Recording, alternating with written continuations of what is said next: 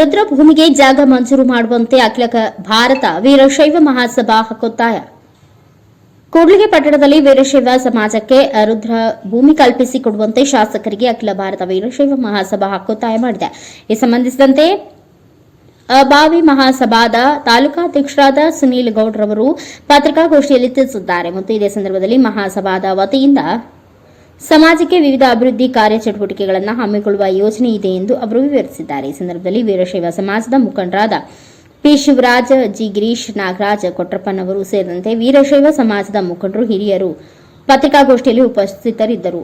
Viji Vrishabhendra, NKS TV4 news, Kudligi. ಭೇಟಿಯಾಗಿ ನಮ್ಮ ಕೂಡ್ಲಿಗಿ ಪಟ್ಟಣದಲ್ಲಿರ್ತಕ್ಕಂಥ ವೀರಶೈವ ರುದ್ರಭೂಮಿಯ ಸಮಸ್ಯೆಯನ್ನು ಮನವರಿಕೆ ಮಾಡಿಕೊಡೋದ್ರ ಮೂಲಕ ಹಾಗೂ ಅದಕ್ಕೆ ಸಂಬಂಧಪಟ್ಟಂತೆ ಸೂಕ್ತವಾದ ಸೌಲಭ್ಯಗಳನ್ನು ಒದಗಿಸಿಕೊಡ್ಬೇಕಂತಂದು ವಿನಂತಿ ಮಾಡ್ಕೊಂಡ್ವಿ. ಅದಕ್ಕೆ ಸಂಬಂಧಪಟ್ಟಂಗೆ ಒಂದು ಮನವಿ ಪತ್ರನೂ ಶಾಸಕರಿಗೆ ಕೊಟ್ಟಿದ್ದೀವಿ. ಆ ವಿಚಾರ ತಿಳಿಸೋದಕ್ಕೋಸ್ಕರ ಒಂದು ಸಭೆ ಕರೆದಿದ್ವಿ. ತಮ್ಮೆಲ್ಲ ಸಹಕಾರ ಕೋರಿ ಹಾಗೂ ಪಟ್ಟಣದಲ್ಲಿ ಕೂಡ್ಲಿಗಿ ತಾಲೂಕಿನಲ್ಲಿ ಮುಂದಿನ ದಿನಗಳಲ್ಲಿ ನಾವೇನು ಅಖಿಲ ಭಾರತ ವೀರಶೈವ ಲಿಂಗಾಯತ ಮಹಾಸಭಾ